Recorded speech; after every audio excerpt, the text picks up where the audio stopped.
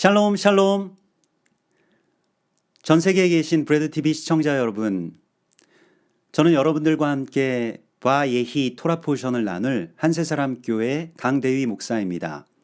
이번 주 토라 포션은 바예히 그리고 그가 살았다 라고 하는 제목의 토라 포션입니다. 본문은 창세기 47장 28절에서 50장 26절까지의 말씀이 되겠고요.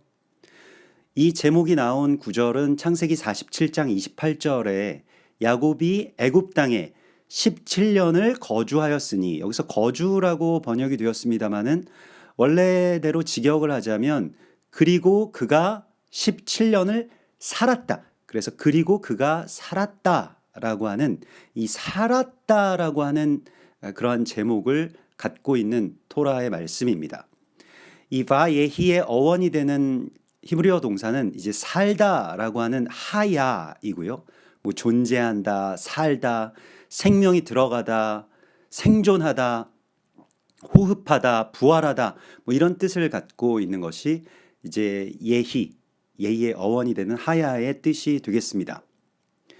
역설적으로 이번 주의 이 이야기는 야곱의 죽음에 대해서 다루고 있습니다. 그리고 이어지는 요셉의 죽음까지요. 그래서 야곱과 요셉이 죽는 그 이야기를 살았다라고 하는 제목으로 바꾸고 있습니다. 반전이죠. 야곱의 죽음을 그가 살았다라고 표현할 수 있는 이유가 무엇일까요? 여러분, 우리가 태어나면서부터 살아가는 모든 과정은 실은 자세히 살펴보면 태어나면서부터 우리는 죽어가고 있는 것이라고 할 수가 있겠습니다. 그런데 그 죽음을 살았다라고 하는 생명과 삶으로 바꾸는 것이 구원과 부활의 기적이 되겠죠. 이번 주에 바예히는 바로 그 죽음이 삶으로 바뀌는 생명의 역사를 말하고 있습니다. 여러분, 우리가 산다라고 하는 것은 그러면 무엇일까요? 요한계시록 3장 1절에 보면 사대 교회의 사자에게 편지하라. 하나님의 7영과 7별을 가지신 이가 이르시되 내가 네 행위를 아노니 네가 살았다 하는 이름은 가졌으나 죽은 자로다. 이렇게 말씀을 하십니다. 그래서 살았다라고 하는 것, 그리고 죽었다라고 하는 것, 실은 같은 한 사람에게서 동일하게 이 두 표현이 나올 수 있다라고 하는 것이죠. 우리가 살았다라고 한다면 어떤 것이 살아있는 것이고 또 어떤 것은 죽어있는 것이 될까요? 먼저 그것에 대해서 알기 전에 요셉이 살았다라고 하는 횟수가 17년이라고 하는 것을 한번 생각해 봐야 됩니다. 이 17년이라고 하는 횟수는 요셉이 애굽에 팔려가기 전까지 아버지와 함께 살았던 횟수와도 같죠. 17년이라고 하는 17세에 이제 요셉이 형들에 의해서 미디안 상인에게 팔려가게 되었기 때문에요. 그리고 야곱이 130세에 들어와서 17년을 살고 147세에 죽었다라고 하는 것은 그냥 무의미한 그 우연의 일치가 아닐 것입니다.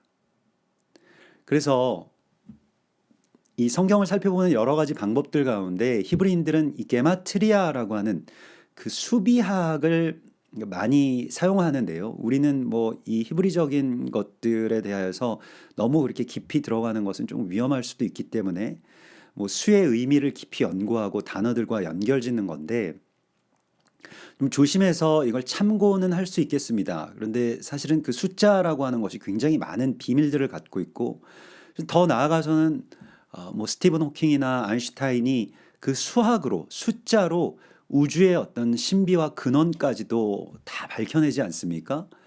이제 그렇기 때문에 숫자에 너무 이렇게 또 빠지게 되면 조금 그 이 말씀과 이 숫자를 오히려 이렇게 그 뒤바꾸게 되는 어떤 그러한 일들도 있기 때문에 조심해야 되긴 하면서도 굉장히 중요하다는 것만은 우리가 알고 있어야 됩니다.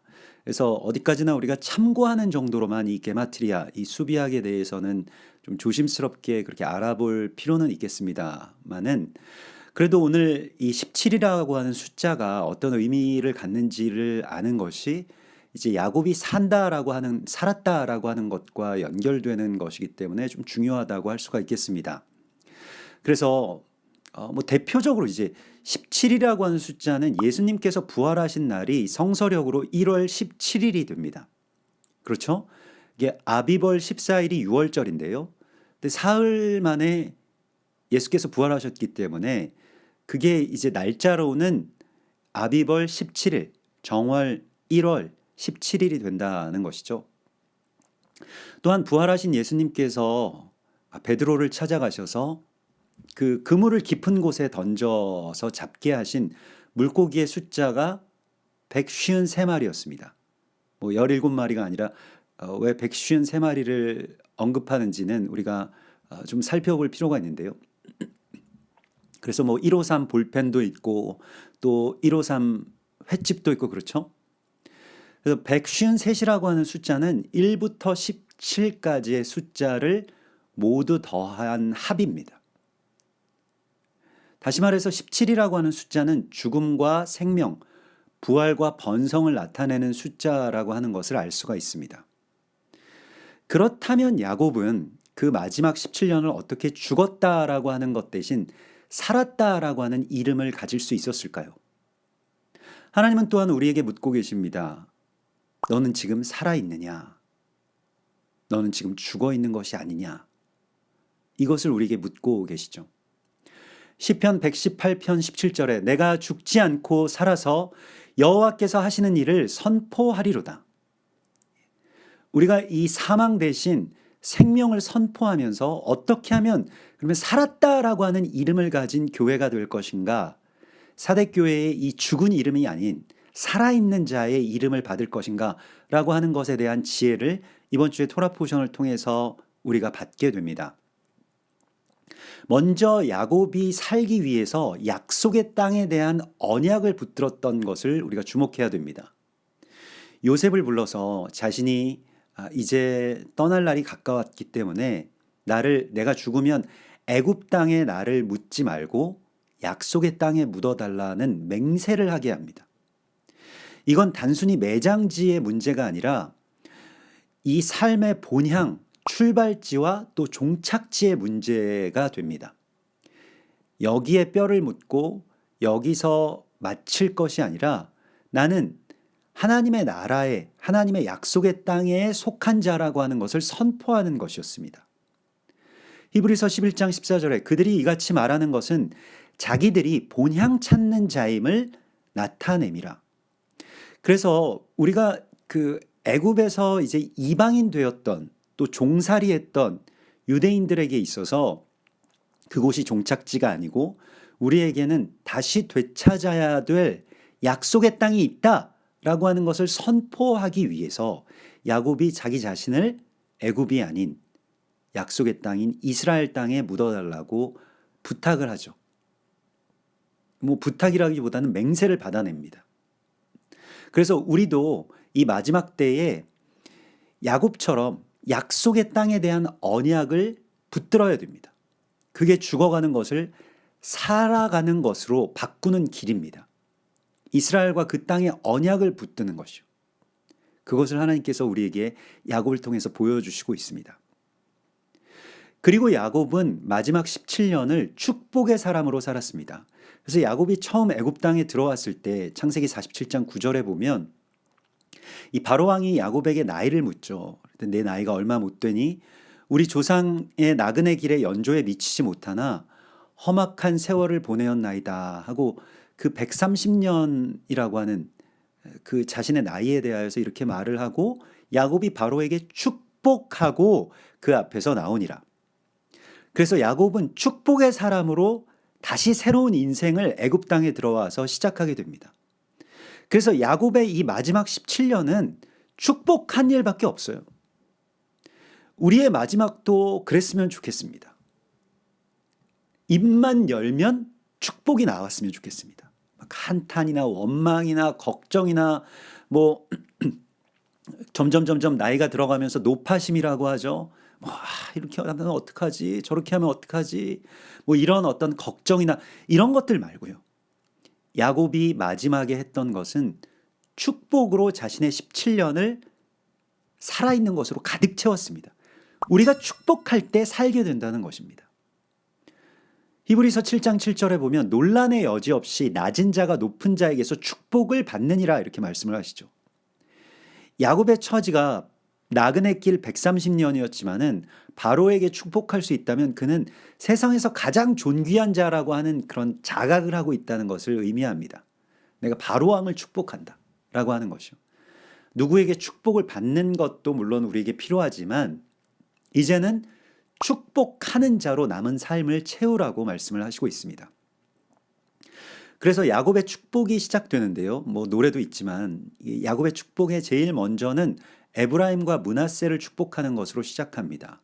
여기서 에브라임과 므낫세를 이게 손을 어긋 맞추어서 그 요셉이 이걸 손을 다시 바꿔주려고 해도 나도 안다 아들아 나도 안다라고 하면서 에브라임을 먼저 장자의 축복을 하고 므낫세를 차자의 축복을 하면서 순서를 바꾸죠. 근데 그것이 이제 언약적인 관계에서 굉장히 중요한 먼저 된 자가 나중되고 나중된 자가 먼저 되리라라고 하신 하나님의 말씀, 예수님의 말씀을 그대로 그가 이렇게 예언하면서 선포하고 있습니다. 에브라임은 갑절의 열매를 맺는 이방 교회의 사명, 이방 교회는 충만함의 사명이 있죠. 그리고 므낫세는 그것을 위하여서 어쩌면 잊어버린 바 된 그 므낫세의 이름의 뜻과 같죠. 이즘이라고 하는 그 뜻을 가진 이 므낫세의 뜻과 같이 잊어버린 바 된 그 이스라엘을 상징하는 아들이라고 할 수가 있겠습니다. 그리고 그때의 요셉에게는 세겜 땅을 물려주죠. 세겜은 이방과 이스라엘의 연합과 또 하나됨의 관계를 그 비밀로 품고 있는 땅입니다. 그래서 우리가 세겜 땅에 대해서 지난번에도 나누었던 것과 같이 이제 세겜에서 그 하몰의 추장의 아들과 그 세겜의 모든 민족들이 이스라엘과 하나가 되겠다고 우리가 에하드 하나의 민족을 이루자라고 하는 그런 제안을 이 레위와 시므온이 칼을 들고 가서 다 몰살시킴으로써 그들을 죽이면서 이 세겜 땅에서 하나 될 그 기회를 또 그러한 일들을 오히려 살육과 보복으로 그렇게 마감해 버리죠. 그래서 우리가 뒤에도 이 이야기가 나오겠습니다마는 그래서 세겜 땅의 회복이 굉장히 중요하고 요셉은 세겜 땅을 사명으로 받습니다. 그래서 훗날에 예수와께서 세겜 땅에 가셔서 사마리아 여인에게 영과 진리의 예배를 회복하시고 열어주심으로써 이 이방과 이스라엘의 이 하나됨, 이 세겜이라고 하는 것이 이제 연합 또 어깨, 양 어깨라고 하는 그런 뜻을 갖고 있는 땅인데요.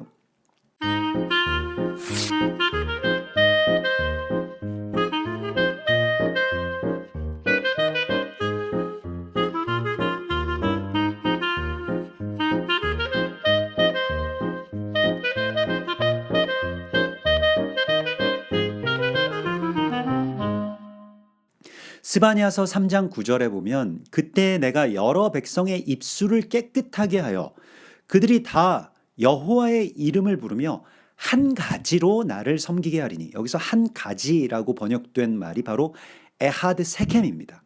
그러니까 한 어깨로 나를 섬기게 하리라. 연합된 어깨로. 어깨가 뭐 각각 움직이긴 합니다만은 하나가 올라가면 하나가 내려가고 뭐 이렇게 움직이긴 합니다만 서로 연결되어 있죠.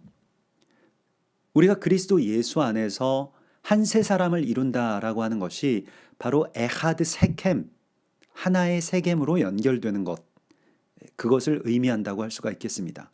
그래서 이런 그 구원과 또 오랜 원유맨의 비밀에 대한 축복을 야곱이 하죠. 그리고 이제 그 12 아들들에 대한 축복이 계속 이어지는데요. 루벤과 레위, 시므온 그 위의 세 아들에 대해서는 약간 저주에 가까운 그러한 유언을 남깁니다. 근데 이건 저주가 아니라 실은 축복인데 르우벤에게는 이런 경고를 하죠. 네가 아비의 침상을 더럽혔기 때문에 너는 장자의 그 기력에서 멀어졌다라고 하는 그런 말을 합니다.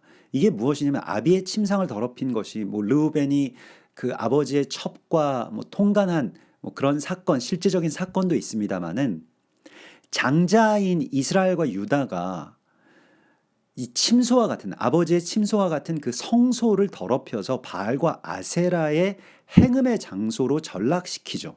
그게 훗날 이스라엘과 남유다가 멸망당한 일입니다. 근데 그것에 대한 어떤 경고 또 그것에 대하여서 이 저주에 가까운 말로 그 길에 가지 말라라고 하는 하나님의 말씀이 되기도 합니다. 이건 뭐 지나간 역사적인 사건이기도 하면서도 우리에게도 마찬가지죠. 우리가 하나님을 섬기면서 또 다른 것들을 뭐 돈이든 아니면 다른 어떤 우리의 정욕이든 다른 것들을 하나님과 어떤 동시에 섬기려고 하는 그러한 일들이 우리의 성소에서 벌어진다라고 한다면 바로 르우벤의 어떤 저주 가운데로 들어가는 일이라고 하는 것을 깨달으라고 말씀을 하시고 있습니다. 이건 돌이키라고 말씀을 하시는 것이죠.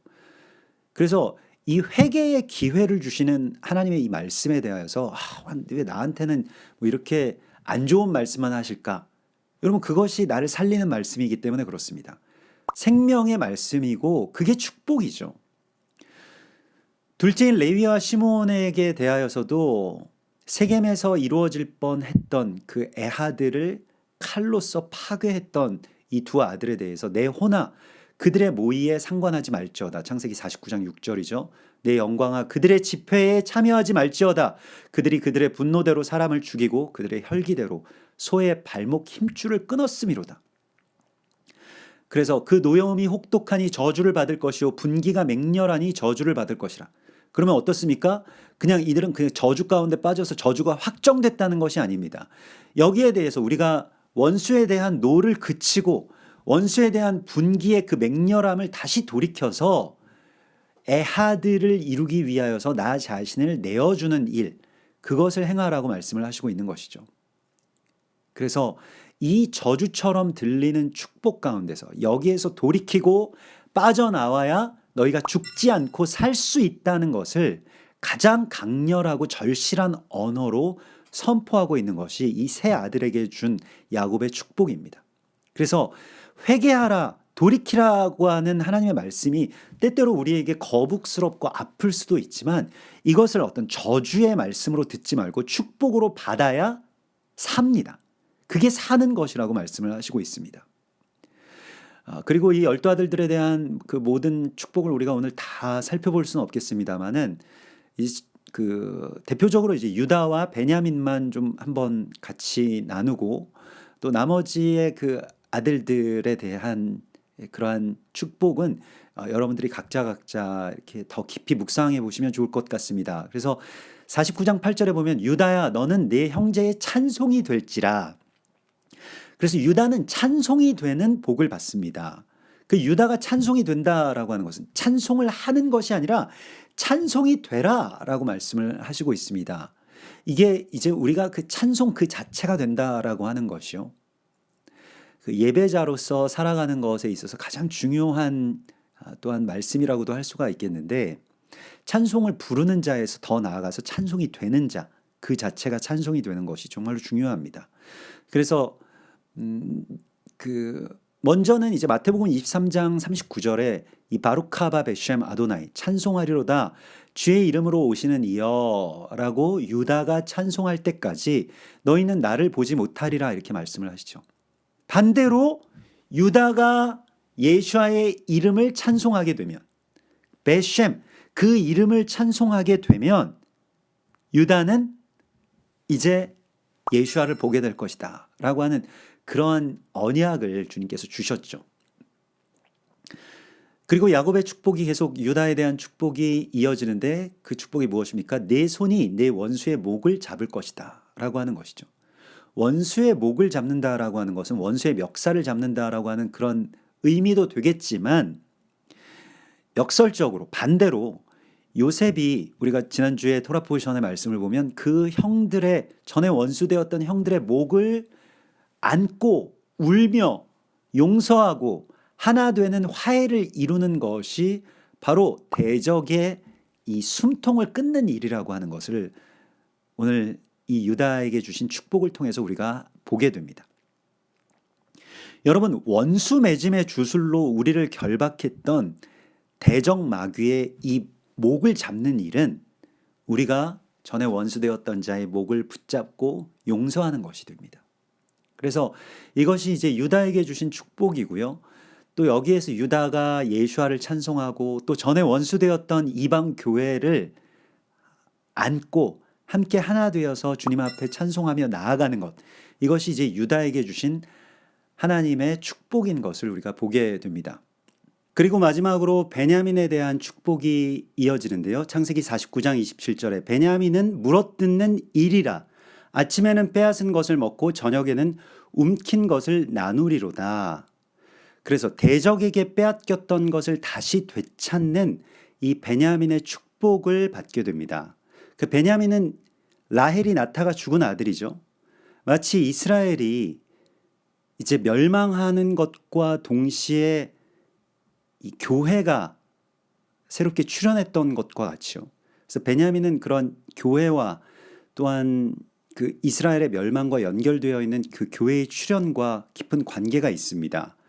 그래서 대적에게 빼앗겼던 것을 다시 되찾는 것이 교회, 신부된 교회의 사명이 되겠죠. 마태복음 11장 12절에 세례 요한의 때로부터 지금까지 천국은 침노를 당하나니 침노하는 자는 빼앗느니라. 그러니까 하나님의 나라를 다시 되찾아내는 것이라고 말씀하고 있습니다. 대적에게 빼앗겼던 하나님의 나라를 다시 되찾아서 이것을 나누는 것이요. 그래서 베냐민은 그러한 사명을 갖고 있고 교회가 갖고 있는 신부로서의 사명이 여기 있다고 하나님께서 말씀을 하시고 있습니다. 잠언 31장에 보면 현숙한 여인에 대한 말씀이 나오는데요. 그것도 역시 신부된 교회의 사명이죠. 근데 그 현숙한 여인에 대하여서 잠언 31장 11절에 보면 현숙한 여인의 남편의 마음은 그를 믿나니 산업이 핍절하지 아니하겠으며 이렇게 되어 있습니다. 거기서 산업이라고 하는 것은 샬랄이라고 해서 노획물, 약탈물, 빼앗은 탈취물을 말하는 그러한 단어입니다. 그래서 교회가 그리스도 예수와의 신부로서 대적에게서 하나님의 나라를 다시 빼앗아 오는 것입니다. 세례 요한의 때로부터 지금까지 하나님의 나라는 다시 빼앗아내는 탈취물과 같은 것이라고 말씀을 하시고 있습니다. 저절로 그냥 나중에 죽으면 들어가는 자동문 같은 개념의 구원론에서 우리가 빨리 벗어나야 됩니다. 대적에게 빼앗긴 시간을 되찾아오는 것이 안식일입니다. 대적에게 우리가 건강을 빼앗겼다면 되찾아와야 됩니다. 대적에게 자녀들을 되찾아오는 것이고요. 예배를 되찾아야 되고요. 사랑을 되찾아야 됩니다. 이 노량물들이 매일 아침마다 끝이 없이 계속해서 이걸 다시 되찾아내는 신부가 되라고 말씀을 하시고 있습니다. 이게 베냐민에게 주신 축복을 교회가 받는 일입니다. 용사의 심장을 가지고 현숙한 여인처럼 대적에게서 그 탈취물을 빼앗아 와서 그걸 매일 하나씩 아침에 빼앗아 와서 저녁 때 가족들과 또 동역자들에게 나누는 것, 이것이 이제 베냐민에게 주신 축복입니다. 여러분들도 이것을 빼앗아 와서 나누는 자가 되라고 말씀을 하십니다.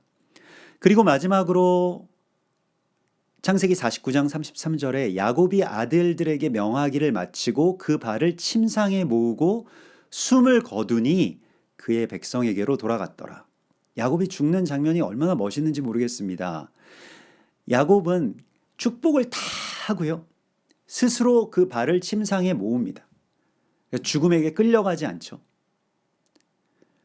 그래서 마지막까지 내가 다 할 사명을 다 하고 하나님이 데려가시는 것에 대하여서 다 알고 또 먼저 그 길로 자신의 발을 먼저 모으면서 죽음을 향해서 담대하게 들어가는 이 야곱을 보면서 많은 어떤 그런 부러운 마음도 들고 또 소망하는 마음도 듭니다.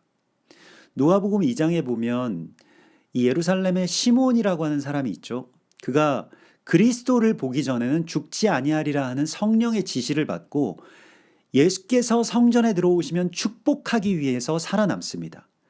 그래서 아기 예수가 그 요셉과 마리아의 품에 안겨서 성전에 들어오는 모습을 보면서 주제여 하나님 이제는 종을 평안히 놓아주시는도다 라고 하면서 이제 내가 축복하고 내가 이제 이 세상을 잘 떠날 수 있겠습니다 라고 하는 그런 기도를 하죠. 마치 야곱이 아들들에게 이 모든 축복을 다 한 후에 숨을 거두는 것과 같죠. 여러분들에게도 이러한 남은 사명이 있으십니까? 내가 이 일을 다 하기 전까지는 하나님께서 죽지 않으리라 라고 말씀하시는 그런 사명 말입니다. 그게 사명입니다. 그리고 이걸 다 마치고 제가 주님께로 들어가겠습니다 라고 하는 이런 갈망과 소망을 가지라고 말씀을 하시고 있습니다. 야곱은 이제 여한이 없는 축복을 다 하고 발을 모았습니다. 여러분들께서도 이 다함 없는 축복으로 남은 시간을 죽어가는 것이 아닌 살아가는 하야로 바 예희의 삶을 살아가시길 주님의 이름으로 축복합니다.